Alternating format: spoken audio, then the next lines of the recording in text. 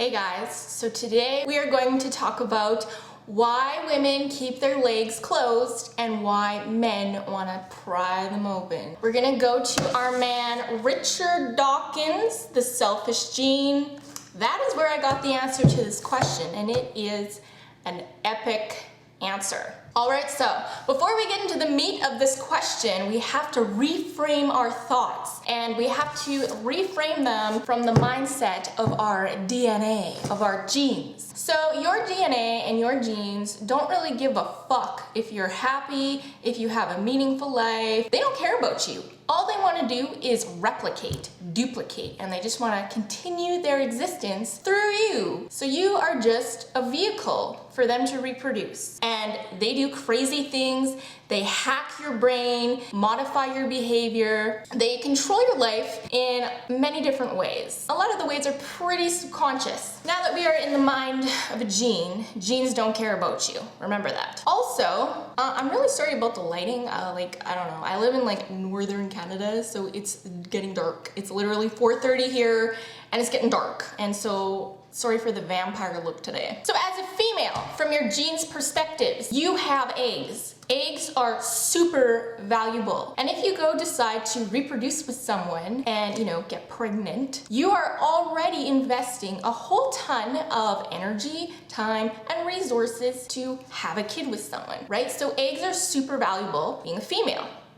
I am valuable. Hey! Males, sperm is super cheap, dirt cheap. Really, all you have to do is bust a nut and you're done your reproductive duties. That is all you have to do. You can bust endless nuts, countless. If you think about the valuable eggs and the cheap sperm, that gives you a really clear idea that men and women have completely different agendas when it comes to replicating their DNA. So now we have that. So what Richard Dawkins did is he kind of made this sort of like a thought experiment game point system, and he came up with these mathematical ratios for a society where women basically just put out whenever they want or keep their legs closed, and men who, when they do have kids, they stay and commit, or they're just like deadbeat dads and they take off. He translated it with math, which is pretty freaking cool if you ask me. All right, so we have to understand this point system here for us to understand the math. Yeah, life is a game and there's points, baby. Okay, so if you have a kid with someone, whether or not you're there to raise the kid, you get plus 15 points. Oh yeah, hey! But, okay, the cost of raising a kid between the two parents is minus 20. So if both the parents raise the kid, minus 10 for each parent, but if one of the parents takes off and abandons, well, that lone parent, the single parent, has a whole minus 20 points that they get to their genetic game score. The last thing is courting, okay? Courting, like dates, phone calls, texts, all that BS that you have to do before you can basically sleep with someone, that's minus 3 because that, from your genes perspective, is considered a complete waste of time, right? Waste of time and resources to do that stuff when you could be getting it on with someone and reproducing and, So now we have the point system. So, in an ideal monogamous society where all women demand that a guy courts them and shows that he is committed and he's going to stay and help that woman raise her kids, and all the men do stay, they're all committed, they're all stand-up guys, everybody gets a payoff of plus 2 points if you do the math. So everybody benefits in terms of spreading their genes. It's a win-win for everybody. Although it's not really that big of a payoff, plus 2, Now, let's suppose in this completely, perfectly monogamous society, one loose female comes onto the scene and she's just banging everyone like a banging spree. And it doesn't matter, because she knows that when she has a kid with a guy, he's gonna stick around and take these minus 10 points that it takes to raise a kid, right? So it doesn't matter. So because of that, she doesn't have to waste the BS time of courting. She can use that time more efficiently and get it on and have more babies. So her genes are gonna spread faster and she gets more of a payoff. She actually gets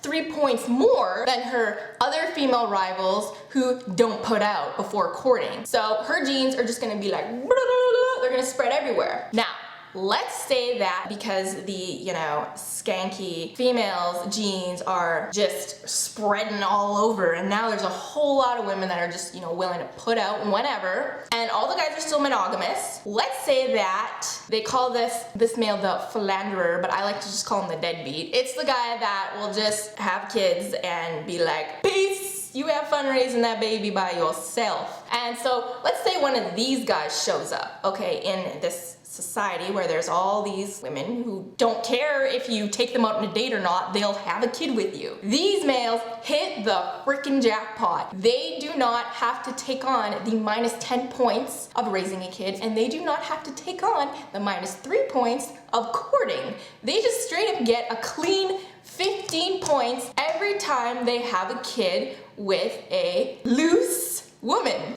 Just imagine how fast those genes would spread. Again, the dynamic of society would shift. Unfortunately for the abandoned loose women, they are on the losing end of that scenario, okay? Because yeah, they get to reproduce, they don't have to waste time courting, but they get the whole minus 20 points of having to raise the kid by themselves, so they're out 5 points.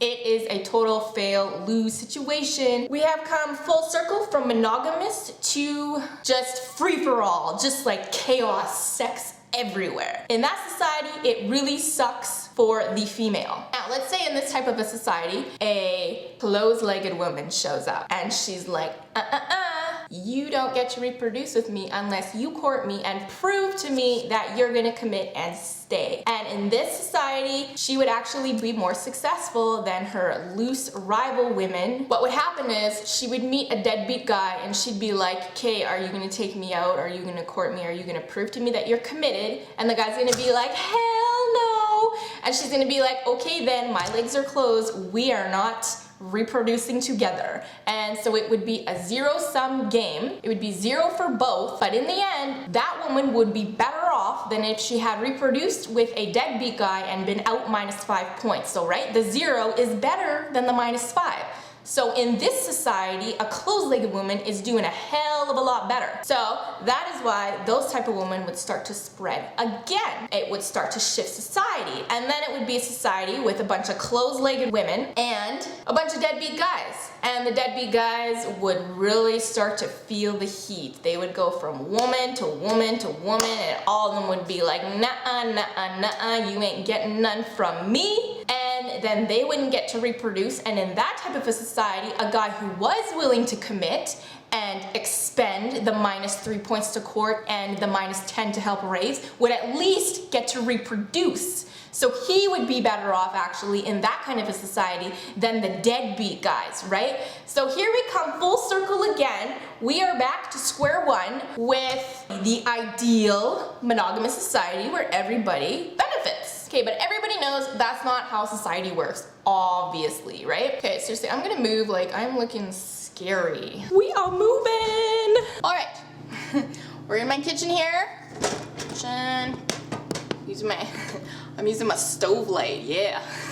Okay, so we've come full circle back to the monogamous society. So you would think that it would keep like going like this in a circle, keep going like the society would keep fluctuating, but that's not what happens. What happens is it converges into what's called an ESS, evolutionary stable strategy. And it's where a population adopts a type of behavior that cannot be bettered by any alternative behavior. So for instance, an ESS for an individual example would be like, you don't go and murder people if they piss you off because you know that you're going to jail. So for you, an ESS strategy would be for you to not go kill people when they piss you off because the consequence is too much of a risk. So the government created an ESS by creating a justice system, okay? So the ESS for this, for why women don't put out and why men just want to fuck. It's a mathematical fraction, okay? It's so cool. It becomes stable when females, they keep their legs closed 5-6 of the time. So 5 out of 6 females basically demand courting. They're like, yeah, you cannot fuck unless you show me you're a committed guy.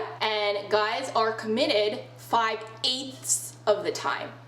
See? Do you see the difference? And you don't have to necessarily look at it as like 5 and 8 men are, you know, decent stand-up guys and 3 out of 8 are just losers.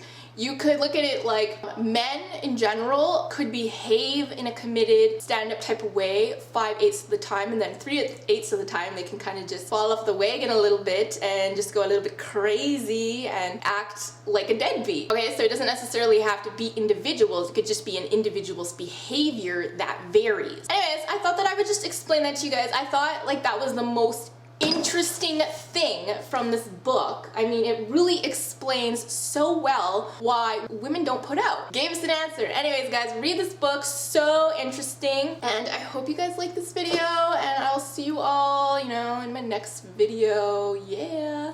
All right.